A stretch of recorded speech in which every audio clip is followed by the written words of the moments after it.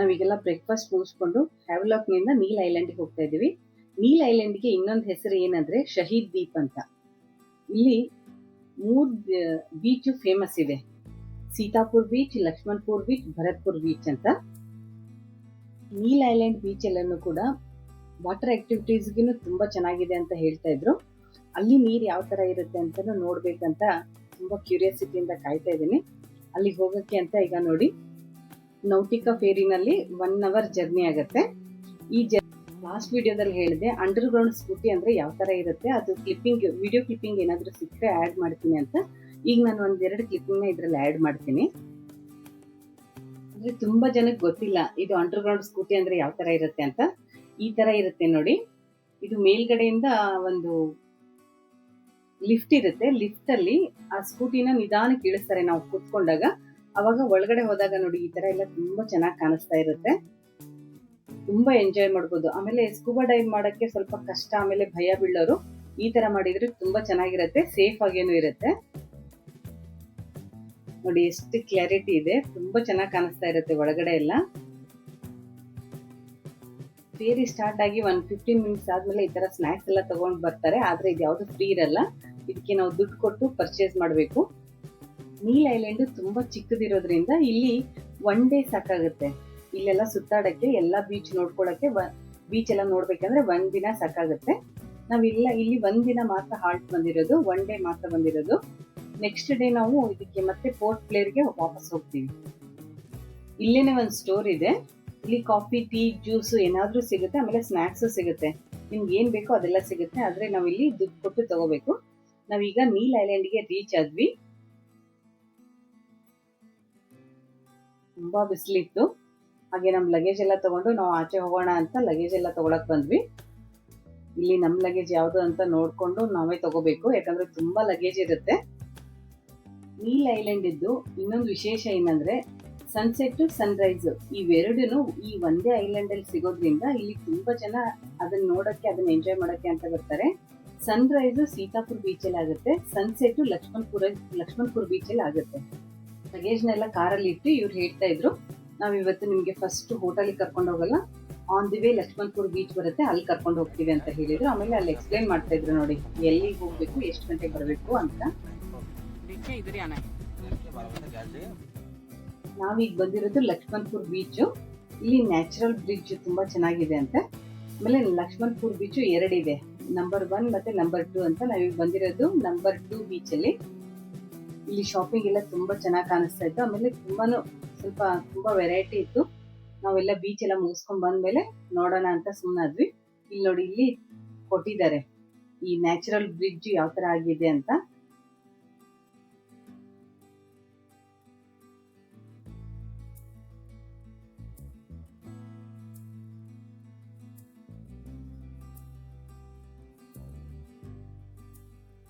ನಾವ್ ಈ ಬೀಚ್ಗೆ ಹೋಗ್ಬೇಕಂದ್ರೆ ನಮ್ ಚಪ್ಪಲಿ ಎಲ್ಲ ಹಾಕೋಬಾರ್ದಂತೆ, ಯಾಕಂದ್ರೆ ಅಲ್ಲಿ ತುಂಬಾ ಕೋರಲ್ ಅಂದ್ರೆ ನ್ಯಾಚುರಲ್ ಕೋರಲ್, ಅದು ಯಾವ ತರ ಇರುತ್ತೆ ಅಂತ ನಿಮ್ಗೆ ಗೊತ್ತಾಗುತ್ತೆ. ಇಲ್ಲಿ ಚಪ್ಪಲಿ ಕೊಡ್ತಾರೆ. ಇಲ್ಲಿ ಅಂಗಡಿಗಳು ಇಟ್ಕೊಂಡಿದ್ದಾರೆ ನೋಡಿ, ಟೀ ಅಂಗಡಿ ಆಮೇಲೆ ಸ್ನಾಕ್ಸ್ ಅಂಗಡಿ ಎಲ್ಲ ಇಟ್ಟಿರ್ತಾರಲ್ಲ, ಅವ್ರು ಒಂದಿಷ್ಟು ಚಪ್ಪಲಿನ ಇಟ್ಕೊಂಡಿರ್ತಾರೆ. ಅವರೇ ಇದನ್ನ ಫ್ರೀ ಆಗಿ ಕೊಡ್ತಾರೆ. ನಮ್ದು ಇಲ್ಲೇ ತೆಗೆದಿಟ್ಟು ಅವ್ರು ಕೊಟ್ಟಿರೋ ಚಪ್ಪಲಿ, ಇದು ಪ್ಲಾಸ್ಟಿಕ್ ಇಂದಿರುತ್ತೆ, ಇದನ್ನ ಹಾಕೊಂಡು ಹೋಗ್ಬೇಕು. ಆಮೇಲೆ ನಿಮ್ಗೆ ನಾವು ಕಾರ್ ಇಳಿದ ತಕ್ಷಣನೇ ಹೇಳ್ತಾ ಇದ್ರು ಒಬ್ರು, ನಿಮ್ಗೆ ಬೇಕಂದ್ರೆ ಗೈಡ್ ತಗೊಳ್ಳಿ, ಗೈಡ್ ಕರ್ಕೊಳ್ಳಿ ಅಂತ. ಇವ್ರನ್ನ ಕೇಳಿದ್ವಿ, ಗೈಡ್ ಬೇಕಾ ನಮ್ಗೆ, ಗೈಡ್ ಇಲ್ದೇನು ನಾವ್ ಅಲ್ಲಿ ನೋಡ್ ಬರ್ಬೋದಾ ಅಂತ. ನೀವು ನೋಡ್ಕೊಂಡ್ ಬರ್ಬೋದು, ಗೈಡ್ ಇಲ್ದೇನು ಹೋಗ್ಬೋದು ಅಂತಂದ್ರು. ನಾವು ಗೈಡ್ ಇಲ್ದೇನೆ ಇಲ್ಲಿ ಇವ್ರು ಕೊಟ್ಟಿರೋ ಚಪ್ಪಲಿ ಹಾಕೊಂಡ್ವಿ. ಇವ್ರು ಏನ್ ಹೇಳಿದ್ರು, ಈ ಚಪ್ಪಲಿಗೆ ನಮ್ಗೆ ದುಡ್ಡು ಬೇಡ, ನೀವು ಬಂದ್ಮೇಲೆ ಏನಾದ್ರೂ ಪರ್ಚೇಸ್ ಮಾಡಿ ಸಾಕು ಅಂತ ಹೇಳಿದ್ರು. ನಮ್ ಕಡೆ ಸಿಗುತ್ತೆ ನೋಡಿ ವಾಟರ್ ಆಪಲ್ ಅಂತ, ಅದು ಸ್ವಲ್ಪ ಚೇಂಜ್ ಇದೆ. ನಮ್ದು ಸ್ವಲ್ಪ ದೊಡ್ಡದಾಗಿರುತ್ತೆ, ಇದು ಸ್ವಲ್ಪ ಫ್ಲಾಟ್ ಆಗಿದೆ. ಈಗ ಬೀಚ್ ಬಂತು. ನೋಡಕ್ಕೆ ಬೀಚ್ ಎಲ್ಲಿದೆ ಗೊತ್ತೇ ಆಗ್ತಾ ಇಲ್ಲ ಅಂತ ಅನ್ಸುತ್ತೆ, ಆದ್ರೆ ಸ್ವಲ್ಪ ಹತ್ರ ಹೋದ್ಮೇಲೆ ತುಂಬಾ ಚೆನ್ನಾಗಿದೆ ಬೀಚ್. ಫಸ್ಟ್ ನಾನ್ ನೋಡಿದ ತಕ್ಷಣ ಇದೇನಿದು ಬರೀ ಕಲ್ಲು ತರ ಇದೆ ಅಂತ. ಈ ಕಲ್ಲು ಏನಿದೆ ನೋಡಿ, ಅದಕ್ಕೆ ಅವರು ನಮ್ ಚಪ್ಪಲಿ ಬೇಡ, ಅವ್ರು ಕೊಟ್ಟಿರೋ ಚಪ್ಪಲಿ ಹಾಕೋಬೇಕಂತ ಹೇಳಿದ್ದು ಇದಕ್ಕೆ. ಯಾಕಂದ್ರೆ ನಾವು ಹಾಕೊಂಡ್ಬಂದಿರೋ ಚಪ್ಪಲಿ ಎಲ್ಲ ಹಾಕೊಂಡ್ರೆ ನಾವು ಬೀಳ್ತಾ ಇದ್ವಿ. ಇಲ್ಲಿ ಅವ್ರು ಕೊಟ್ಟಿರೋದು ಸ್ವಲ್ಪ ಪ್ಲಾಸ್ಟಿಕ್ ಚಪ್ಪಲು, ಮತ್ತೆ ಸ್ವಲ್ಪ ಸಾಫ್ಟ್ ಆಗಿದೆ, ಹಾಗಾಗಿ ತುಂಬಾ ಚೆನ್ನಾಗಿ ನಡ್ಕೊಂಡು ಹೋಗ್ಬೋದು. ಇದು ನೋಡಿ ತುಂಬಾ ಗಟ್ಟಿಯಾಗಿರುತ್ತೆ. ಇದು ಬೇರೆ ಬೀಚ್ ತರ ಅಲ್ಲ, ಇದು ಕೋರಲ್ ಬೀಚ್ನೇ ಅಂತ ಅಂತಾರೆ. ಇದಕ್ಕೆ ಇನ್ನೊಂದು ಹೆಸರು ಕೋರಲ್ ಬೀಚ್ನು ಅಂತಾರೆ. ಸಮುದ್ರ ಒಳಗಡೆ ಏನು ನ್ಯಾಚುರಲ್ ಕೋರಲ್ ಅಂತಿರುತ್ತೆ, ಅದು ಸಮುದ್ರದಿಂದ ಆಚೆ ಬಂದಾಗ ಆ ನೀರು ಎಲ್ಲಿ ಇರಲ್ವೋ ಅವಾಗ ಅದು ಅಲ್ಲಿ ಗಟ್ಟಿಯಾಗಿರುತ್ತೆ. ಅವಾಗ ಈ ತರ ಇದು ಡೆತ್ ಕೊರಲ್ ಅಂತ ಆಗುತ್ತೆ. ಅವಾಗ ಇದೆಲ್ಲ ಗಟ್ಟಿಯಾಗಿರುತ್ತೆ. ಈ ಬೀಚಲ್ಲಿ ಯಾವುದೇ ವಾಟರ್ ಆಕ್ಟಿವಿಟೀಸ್ ಇಲ್ಲ, ಮತ್ತೆ ಸ್ವಿಮ್ಮಿಂಗ್ ಏನು ಅಲಾವ್ ಇಲ್ಲ ಇಲ್ಲಿ.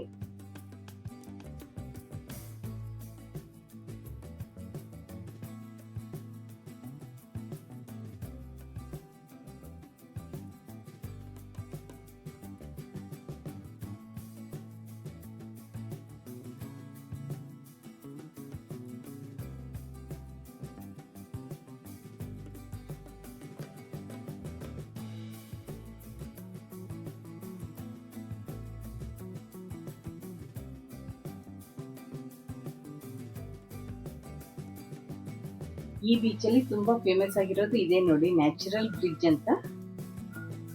ಈ ಬ್ರಿಡ್ಜ್ ತುಂಬಾ ಫೇಮಸ್. ಇಲ್ಲಿ ಫೋಟೋ ತಗೊಳಕ್ಕೇನೆ ತುಂಬಾ ಜನ ಕಾಯ್ತಾ ಇದ್ರು. ಇಲ್ಲಿ ನೋಡಿ ಸ್ಟಾರ್ ಫಿಶ್ ಎಲ್ಲ ಎಲ್ಲಿ ನೀರಿರುತ್ತೋ, ಎಲ್ಲಿ ತಗ್ಗಿರುತ್ತೋ ಅಲ್ಲಿ ನೀರಿರುತ್ತೆ. ಆ ನೀರ್ ಹತ್ರ ಎಲ್ಲ ಸ್ಟಾರ್ ಫಿಶ್.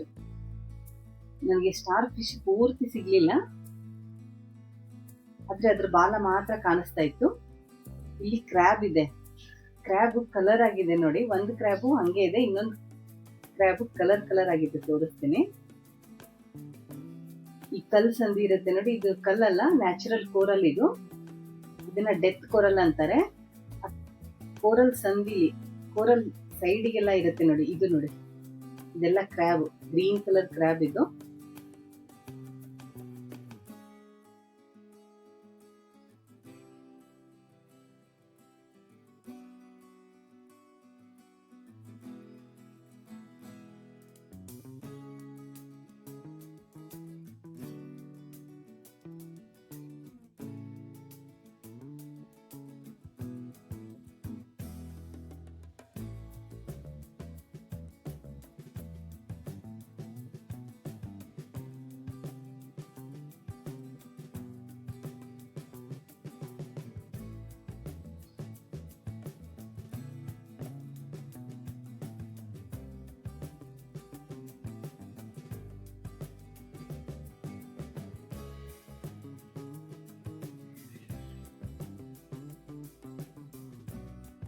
ಅಲ್ಲೊಂದು ಕಲ್ಲು ಕಾಣಿಸ್ತಾ ಇದೆ ನೋಡಿ, ಅಲ್ಲಿ ಕಾಣಿಸ್ತಾ ಇದೆಯಲ್ಲ, ಅಲ್ಲಿ ನಾನು ಹೋಗಿ ನಿಂದಿರ್ತೀನಿ. ನಂದು ಫೋಟೋ ತೆಗೀರಿ ಅಂತ ನಮ್ಮ ಮನೆಯವ್ರ ಹತ್ರ ಕ್ಯಾಮ್ರಾ ಕೊಟ್ಟು ನಾನು ಅಲ್ಲಿ ಹೋದೆ.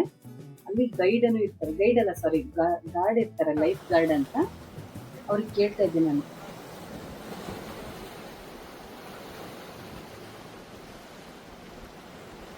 ಅವ್ರು ಇವರೇ ನೋಡಿ. ಫಸ್ಟ್ ಕೂತ್ಕೊಳ್ಳಿ ಅಂತ ಹೇಳಿದ್ರು. ಆಮೇಲೆ ಸ್ವಲ್ಪ ಅವ್ರಿಗೆ ಡೇಂಜರ್ ಅನ್ಸಿದ ತಕ್ಷಣನೇ ಅವ್ರು ವಿಸಿಲ್ ಹಾಕ್ತಾರೆ. ನಾನು ಇಲ್ಲಿ ಫಸ್ಟ್ ಕುತ್ಕೊಂಡೆ. ಆಮೇಲೆ ಅವರಿಗೆ ಸ್ವಲ್ಪ ಡೇಂಜರ್ ಅಂತ ಅನ್ಸಿದ ತಕ್ಷಣ ಅವ್ರು ವಿಸಿಲ್ ಹಾಕಿದ್ರು.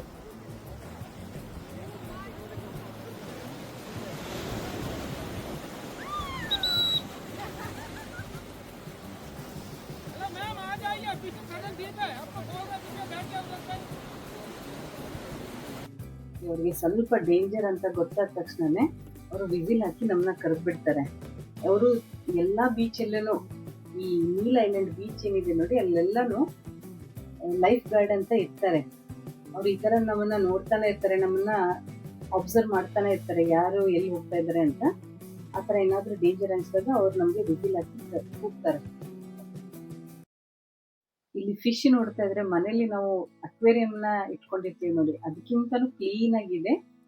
ಆ ನೀರನ್ನು ಅಷ್ಟೇ ಕ್ಲೀನ್ ಆಗಿದೆ, ಅಲ್ಲಿರೋ ಫಿಶ್ನು ಅಷ್ಟೇ ಚೆನ್ನಾಗಿದಾವೆ. ಇಲ್ಲಿ sea cucumber, starfish, live coral ಎಲ್ಲ ತುಂಬಾ ಚೆನ್ನಾಗಿ ಸಿಗುತ್ತೆ ನೋಡಕ್ಕೆ. ನೋಡಿ, ಇದು ಜಿಬ್ರಾ ಫಿಶ್ ಅಂತ. ಇಷ್ಟು ದೊಡ್ಡದಾಗಿ ಇದು ಮೇಲೇನೆ ಇರುತ್ತೆ, ನಮ್ಮ ಹತ್ರನೇ ಇರುತ್ತೆ ಇದೆಲ್ಲ.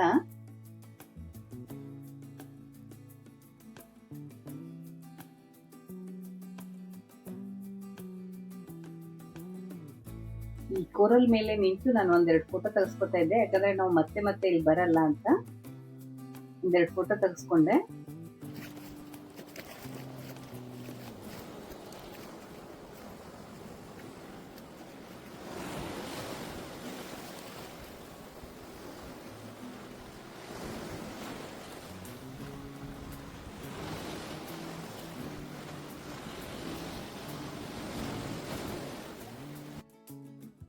ಈ ಬೀಚ್ ನೋಡಕ್ ಎಷ್ಟು ಚೆನ್ನಾಗಿ ಕಾಣಿಸ್ತಾ ಇದೆ ಮತ್ತೆ ಎಷ್ಟು ಸೈಲೆಂಟ್ ಆಗಿದೆಯೋ, ಅದ್ರ ಹತ್ರ ಹೋದ್ರೆ ಅಷ್ಟೇ ವೈಲೆಂಟ್ ಆಗಿದೆ. ಈಗಾಗಲೇ ನೀವು ಅದ್ರ ಸೌಂಡ್ನ ಕೇಳಿದ್ರೆ ಎಷ್ಟು ಶಾರ್ಪ್ ಆಗಿದೆ ಅದ್ರ ಸೌಂಡು. ಈ ದೂರದಲ್ಲಿ ನೋಡ್ತಾ ಇದ್ರೆ ಇದು ಆಕಾಶನ ಸಮುದ್ರನ ಅಂತ ಗೊತ್ತೇ ಆಗ್ತಾ ಇಲ್ಲ, ಯಾಕಂದ್ರೆ ಎರಡೂ ಒಂದೇ ಕಲರ್ ಕಾಣಿಸ್ತಾ ಇದೆ, ನೀಲಿ ಕಲರ್ ಆಗಿ. ನೀಲಿ ಐಲ್ಯಾಂಡ್ ಅಲ್ಲಿ ನೀಲಿ ಕಲರ್ ಆಗೇನೆ ಇದೆ ಸಮುದ್ರ, ತುಂಬಾ ಚೆನ್ನಾಗಿ ಕಾಣಿಸ್ತಾ ಇತ್ತು. ಇಲ್ಲೊಂದು ನ್ಯಾಚುರಲ್ ಕೇವ್ ಇದೆ ನೋಡಿ, ಅದನ್ನು ಝೂಮ್ ಮಾಡಿ ತೋರಿಸ್ತೀನಿ. ಇದು ನ್ಯಾಚುರಲ್ ಕೇವ್ ಈ ಲಕ್ಷ್ಮಣಪುರ ಬೀಚ್ ಅಲ್ಲಿ, ಇದು ಒಂದು ವಿಶೇಷನೇ. ನಾನು ನಿಂತು ವಿಡಿಯೋ ಮಾಡ್ಕೊಳ್ಳೋಣ ಅಂತ ನೋಡ್ತಾ ಇದ್ದೇನೆ, ನಿಂದ್ರಕ್ಕೂ ಭಯ ಆಗ್ತೈತೆ, ಯಾಕಂದ್ರೆ ಈ ಅಲೆಗಳು ಯಾವಾಗ ಜೋರಾಗಿ ಬರುತ್ತೆ ಅಂತಾನೆ ಗೊತ್ತಾಗಲ್ಲ.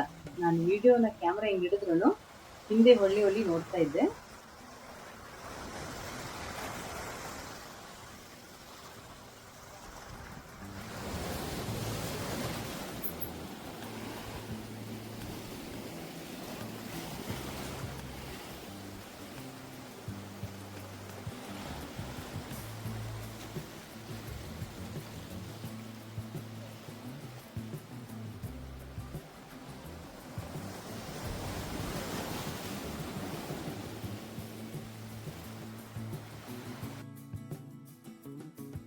ಇಲ್ಲಿ ನೋಡಿ, ಸೇಮ್ ಅಕ್ವೇರಿಯಂ ಯಾವ ತರ ಇರುತ್ತೋ ಅದೇ ತರ ಕಾಣಿಸ್ತಾ ಇದೆ.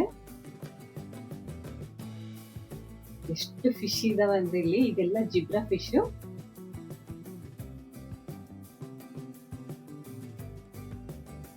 ಇದೆಲ್ಲ ನೋಡ್ಕೊಂಡು ನಾವು ಮೇಲ್ ಬಂದ್ವಿ. ಬೀಚಿಂದ ಆಚೆ ಬಂದು ಸ್ವಲ್ಪ ತುಂಬಾ ಬಿಸಿಲಿತ್ತು ಅಂತ ಎಳ್ನೀರ್ ತಗೊಳ್ಳೋಣ ಅಂತ ಎಳ್ನೀರ್ ತಗೊಂಡೆ. ನಾನು ಇಲ್ಲಿ ಪ್ರೈಸ್ ಕೇಳಲಿಲ್ಲ ಫಸ್ಟ್ಗೆ, ಎಷ್ಟನೇ ಆಗ್ಲಿ ಫಸ್ಟ್ ಒಂದು ಎಳ್ನೀರ್ ಕುಡಿಯೋಣ, ತುಂಬಾ ಬಿಸಿಲಿದೆ ಅಂತ ಅನ್ಕೊಂಡೆ. ಎಳ್ನೀರ್ ತಗೊಂಡ್ರೆ ಆಮೇಲೆ ರೇಟ್ ಕೇಳಿದೆ ನಾನು ಎಲ್ಲಿ 100 ರುಪೀಸ್ ಇರುತ್ತೇನೋ ಅಂತ ಅನ್ಕೊಂಡೆ. ಇಲ್ಲಿ 50 ರುಪೀಸ್, ಬೆಂಗಳೂರು ರೇಟೇನೆ. ಬೆಂಗಳೂರಲ್ಲೂ 50 ರುಪೀಸೇನೆ ಒಂದ್ ಎಳ್ನೀರು, ಇಲ್ಲಿ 50 ರುಪೀಸೇನೆ. ಒಂದ್ ಕಡೆ ಮಾತ್ರ ಕೇಳಿದಾಗ 80 ರುಪೀಸ್ ಅಂತ ಹೇಳಿದ್ರು. ಈ ನೀಲ್ ಐಲ್ಯಾಂಡ್ ಅಲ್ಲಿ ಮಾತ್ರ 50 ರುಪೀಸ್ ಕೊಟ್ಟೆ. ಇವ್ರು ಕೇಳ್ತಾ ಇದ್ರು, ನೀವ್ ಎಲ್ಲಿಂದ ಬಂದಿದ್ದೀರಾ, ಯಾವ ಊರವರು ಅಂತ. ಅವ್ರು ಹಿಂದಿ ಮಾತಾಡೋದು, ಹಿಂದಿ ಬಂದು ಕೇಳ್ತಾ ಇದ್ರು. ನಾವು ಬೆಂಗಳೂರವರು ಅಂತ ಹೇಳ್ತಾ ಇದ್ದೆ. ಅವ್ರ ಕೊಬ್ಬರಿನ ನೋಡಿ ಎಷ್ಟು ನೀಟಾಗಿ ತೆಗೆದು ಈ ತರ ಒಂದು ಗ್ರೀನ್ ಕಲರ್ ಪೇಪರ್ ಇಟ್ಕೊಂಡಿದ್ರು. ಆ ಪೇಪರ್ ಅಲ್ಲಿ ಎಷ್ಟು ನೀಟಾಗಿ ಇಟ್ಕೊಟ್ರು. ನಮ್ ಕಡೆ ಆದ್ರೆ ಈ ತೆಂಗಿನಕಾಯಿ ಚಿಪ್ಪಲ್ಲೇ ಕೊಡ್ತಾರೆ, ಅದನ್ನ ಹಿಡ್ಕೊಂಡು ತಗೊಂಡ್ ಹೋಗೋದು ಕಷ್ಟ. ನಾನು ಅದನ್ನ ಇಲ್ಲಿ ತಗೊಂಡ್ಬಂದು ಇಲ್ಲೇ ಕಟ್ ಮಾಡಿ, ಇವರೆಲ್ಲ ಟೀ ಕುಡಿತಾ ಇದ್ರು. ಈ ಚಪ್ಲಿಯನ್ನು ಇಸ್ಕೊಂಡಿದ್ವಿ ನೋಡಿ, ಅವ್ರ ಹತ್ರ ಎಲ್ಲ ಟೀ ಕುಡಿತಾ ಇದ್ರು.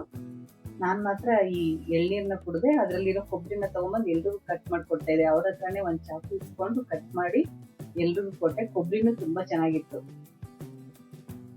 ಈ 2 ದಿನ ಸುತ್ತಾಡಿ ನೋಡಿರೋ ಬೀಚ್ ಅಲ್ಲಿ ಆ ಎಲ್ಲಾ ಬೀಚ್ಗಿಂತನೂ ನನಗೆ ಈ ಬೀಚ್ ತುಂಬಾನೇ ಇಷ್ಟ ಆಯ್ತು. ಯಾಕಂದ್ರೆ ಇಲ್ಲಿರೋ ನೀರು ಕ್ರಿಸ್ಟಲ್ ಕ್ಲಿಯರ್ ವಾಟರ್, ತುಂಬಾ ಅಂದ್ರೆ ತುಂಬಾ ಚೆನ್ನಾಗಿತ್ತು. ನೀರ್ ಮಾತ್ರ ತುಂಬಾ ಟ್ರಾನ್ಸ್ಪರೆಂಟ್. ಅಂಡಮಾನ್ ಅಲ್ಲಿ ಬರೀ ಬೀಚ್ಗಳನ್ನೇ ಜಾಸ್ತಿ. ಈ ಬೀಚ್ ಒಂಥರ ಇದ್ದಂಗೆ ಇನ್ನೊಂದು ಬೀಚ್ ಇರಲ್ಲ. ಎಲ್ಲಾ ಬೀಚನ್ನು ಡಿಫ್ರೆಂಟ್ ಆಗಿನೇ ಇದಾವೆ, ಎಲ್ಲಾನು ಒಂಥರ ಬೇರೆ ಬೇರೆ. ತುಂಬಾ ಚೆನ್ನಾಗಿ ಅನ್ಸುತ್ತೆ ಬೀಚ್ಗಳು ಮಾತ್ರ. ಈ ನೀಲ್ ಐಲ್ಯಾಂಡ್ ಅಲ್ಲಿ ಸ್ವಲ್ಪ ನಾವು ಶಾಪಿಂಗ್ ಮಾಡಿದ್ವಿ. ಅದೇನ್ ಶಾಪಿಂಗ್ ಮಾಡಿದ್ವಿ ಅಂತ ನಾನು ಇನ್ನೊಂದು ವಿಡಿಯೋದಲ್ಲಿ ತೋರಿಸ್ತೀನಿ. ನೆಕ್ಸ್ಟ್ ಬರೋ ವಿಡಿಯೋನಲ್ಲಿ ನಾನು ಏನೇನ್ ಶಾಪಿಂಗ್ ಮಾಡಿದೆ ಅದನ್ನೆಲ್ಲಾನು ತೋರಿಸ್ತೀನಿ. ಯಾಕಂದ್ರೆ ಪೋರ್ಟ್ ಬ್ಲೇರ್ಗೆನು ಹೋಗ್ತಾ ಇದೀವಿ ನೆಕ್ಸ್ಟ್ ನಾಳೆಗೆ. ಅಲ್ಲಿ ಏನಾದ್ರೂ ತಗೊಂಡ್ರೆ ಅದೆಲ್ಲ ಸೇರಿಸಿ ಒಟ್ಟಿಗೆ ಒಂದೇ ಸರಿ ತೋರ್ಸೋಣ ಅಂತ. ಈಗ ಲಕ್ಷ್ಮಣಪುರ ಬೀಚ್ ಮುಗಿಸ್ಕೊಂಡು ನಾವು ಹೋಟ್ಲಿಗೆ ಬಂದ್ವಿ. ಹೋಟ್ಲ್ ಹತ್ರ ನೋಡಿ, ಲೆಫ್ಟ್ ರೈಟ್ 2 ಸೈಡನು ಹೋಟ್ಲಿದು, ಮಧ್ಯ ರೋಡು. ಇಲ್ಲಿನೂ ಅಷ್ಟೇ, ಒಂದ್ ಸೈಡು ಸ್ವಿಮ್ಮಿಂಗ್ ಪೂಲ್ ಇದೆ, ಇನ್ನೊಂದ್ ಸೈಡು ಬೀಚ್ ಇದೆ. ಆ ವ್ಯೂನನ್ನು ನಾನು ತೋರಿಸ್ತೀನಿ. ಫಸ್ಟ್ ತುಂಬಾ ಬಿಸಿಲಿದೆ ಅಂತ ಜ್ಯೂಸ್ ಕೊಡ್ತಾ ಇದ್ರು. ಫಸ್ಟ್ ಜ್ಯೂಸ್ ಕುಡಿದ್ಬಿಟ್ಟು ಈ ಹೋಟ್ಲ್ ಯಾವ ತರ ಇದೆ, ಅದ್ರದ್ದು ವ್ಯೂ ಹೇಗಿದೆ ಅಂತ ನೋಡೋಣ ಅಂತ ನಾನು ಫಸ್ಟ್ ಜ್ಯೂಸ್ ಕುಡಿತಾ ಇದ್ದೆ. ಇದು ಆಂಪನ್ನ ಜ್ಯೂಸ್ ಅಂತೆ, ತುಂಬಾ ಚೆನ್ನಾಗಿತ್ತು. ಅವ್ರನ್ನ ಕೇಳಿದೆ ನಾನು ಯಾವ ಜ್ಯೂಸ್ ಇದು ಅಂತ. ಇದು ಆಂಪನ್ನ ಜ್ಯೂಸ್ ಅಂತ ಹೇಳಿದ್ದು. ಮಧ್ಯಾಹ್ನ 3 ಗಂಟೆ ಆದ್ಮೇಲೆ ನಮ್ಗೆ ಇನ್ನೂ 2 ಬೀಚ್ ಕರ್ಕೊಂಡು ಹೋಗ್ತೀವಿ ಅಂತ ಹೇಳಿದ್ರು. ಒಂದು ಭರತ್ಪುರ್ ಬೀಚ್, ಇನ್ನೊಂದು ಲಕ್ಷ್ಮಣಪುರ ಬೀಚ್. ಲಕ್ಷ್ಮಣಪುರ ಬೀಚ್ ಅಲ್ಲಿ ನಾನು ಸನ್ಸೆಟ್ ಇದೆ ಅಂತ ಹೇಳಿದ್ನಲ್ಲ, ಆ ಬೀಚಿಗೆ ಕರ್ಕೊಂಡು ಹೋಗ್ತೀವಿ ಅಂತ ಹೇಳಿದ್ರು. ನಾನು ಹೋಟ್ಲಿದ್ದು ವ್ಯೂ ಎಲ್ಲ ಹೇಗಿದೆ ಅಂತ ನೋಡೋಣ ಅಂತ ಬಂದ್ರೆ, ಇಲ್ಲಿ ತುಂಬಾ ಜ್ಯುವೆಲರಿ ಕಲೆಕ್ಷನ್ಸ್ ಎಲ್ಲ ಇತ್ತು. ಅದನ್ನ ನೋಡ್ತಾ ಇದ್ದೆ. ತುಂಬಾ ಕಲೆಕ್ಷನ್ಸ್ ತುಂಬಾ ಚೆನ್ನಾಗಿಟ್ಟಿದ್ರು. ಅದೇ ತರ ಅದ್ರದ್ದು ಪ್ರೈಸ್ ಅಷ್ಟೇ ಚೆನ್ನಾಗಿತ್ತು.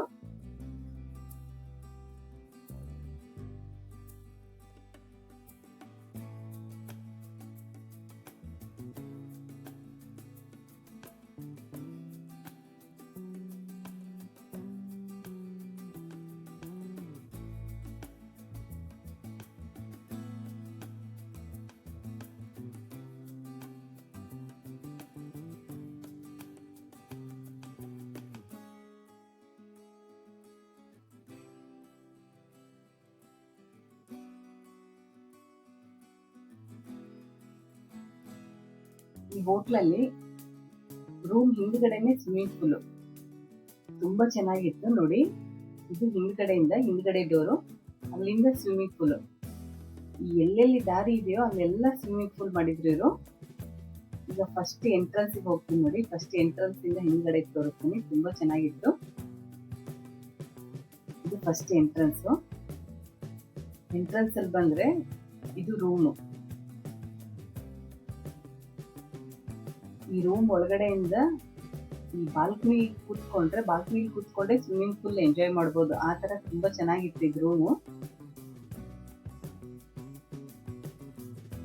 ನೋಡಿ ಇಲ್ಲೇ ಇದೆ ನೋಡಿ ಸ್ವಿಮ್ಮಿಂಗ್ ಪೂಲ್.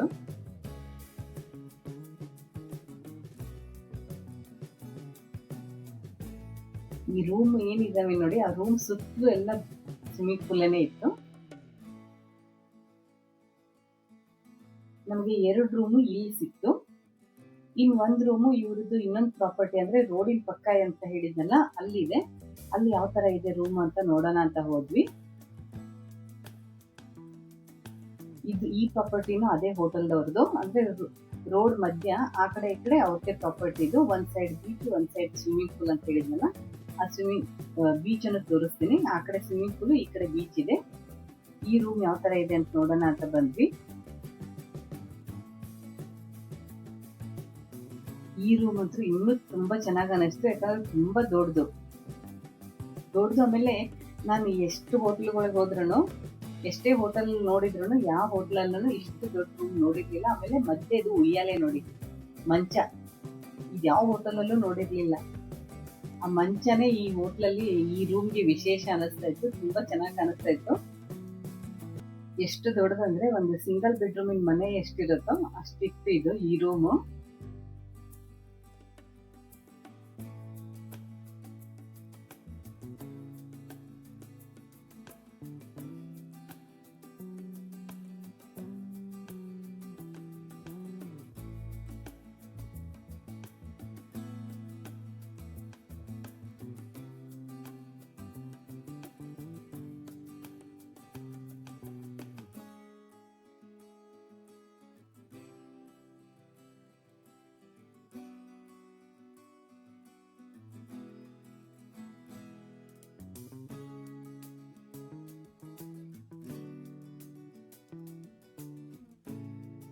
ಈಗ ಬೀಚ್ ಕಡೆ ಹೋಗೋಣ ಅಂತ ಹೋಗ್ತಾ ಇದ್ದೀನಿ.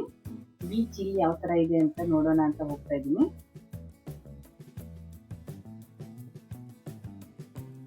ಇಲ್ಲಿಂದಾನೇ ನಿಂತು ನಾನು ಝೂಮ್ ಹಾಕಿ ನೋಡಿದೆ ಬೀಚ್ ಯಾವ ತರ ಇದೆ ಅಂತ. ಇದು ಸೇಮ್ ಕೋರಲ್ ಬೀಚ್ನೇ. ಅಂದ್ರೆ ಇಲ್ಲಿ ಸುಮ್ಮನೆ ಕುತ್ಕೋಬಹುದು, ಸೈಡಿಗೆ ಕುತ್ಕೋಬಹುದು, ವಾಕಿಂಗ್ ಮಾಡ್ಬೋದು ಅಷ್ಟೇ. ಬೀಚಲ್ಲೆಲ್ಲ ಇಳಿಯಕ್ಕಾಗಲ್ಲ ಇಲ್ಲಿನು.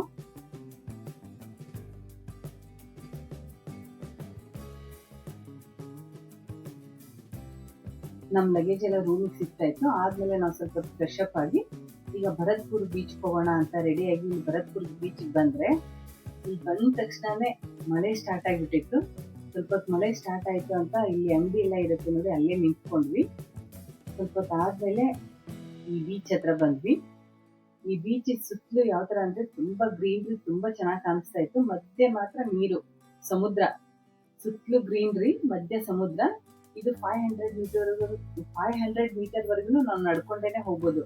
ಇಲ್ಲಿ ಏನು ತೊಂದರೆ ಇಲ್ಲ. ಆಮೇಲೆ ಈ ನೀರ್ ಯಾವ ತರ ಇದೆ ಅಂದ್ರೆ ಬೆಚ್ಚಗಿರುತ್ತೆ, ಸ್ವಲ್ಪ ಬಿಸಿ ಇರುತ್ತೆ ನೀರು. ತುಂಬಾ ಚೆನ್ನಾಗಿರುತ್ತೆ. ಇಲ್ಲಿ ಸ್ವಿಮ್ಮಿಂಗ್ ಮಾಡಕ್ಕಾಗ್ಲಿ, ಆಮೇಲೆ ಸ್ಕೂಬಾ ಡೈವಿಂಗು, ವಾಟರ್ ಆಕ್ಟಿವಿಟೀಸ್ ಎಲ್ಲ ತುಂಬಾ ಚೆನ್ನಾಗಿದೆ ಇಲ್ಲಿ. ಎಷ್ಟೇ ದೂರ ಹೋದ್ರೂ ಏನು ಆಳ ಇಲ್ಲ, ಆಮೇಲೆ ಭಯ ಇಲ್ಲ. ನೋಡಿ ನೀರು ಎಷ್ಟು ಕ್ಲಿಯರ್ ಆಗಿದೆ. ಈ ಸಮುದ್ರ ಅಲೆಗಳನ್ನು ಅಷ್ಟೇ ತುಂಬಾ ಸೈಲೆಂಟ್ ಆಗಿರುತ್ತೆ. ತುಂಬಾ ಜೋರಾಗಿ ಬರೋದಾಗ್ಲಿ, ತುಂಬಾ ಎತ್ತರಕ್ಕೆ ಬರೋದಾಗ್ಲಿ ಏನು ಇರಲ್ಲ. ತುಂಬಾ ಸೈಲೆಂಟ್ ಆಗಿರುತ್ತೆ. ಇಲ್ಲಿ ಸ್ನಾರ್ಕ್ಲಿಂಗ್ ಮಾಡಕ್ಕೂ ಚೆನ್ನಾಗಿರುತ್ತೆ. ಮತ್ತೆ ಸ್ಕೂಬಾ ಡೈವ್ ಮಾಡಕ್ಕೆ ಯಾರಿಗಾದ್ರೂ ಭಯ ಆಗ್ತಾ ಇದ್ರೆ ಇಲ್ಲಿ ಇನ್ನೂ ಒಂದು ಆಪ್ಷನಲ್ ಇದೆ, ಗ್ಲಾಸ್ ಬಾಟಮ್ ಬೋಟ್ ರೈಡ್ ಅಂತ.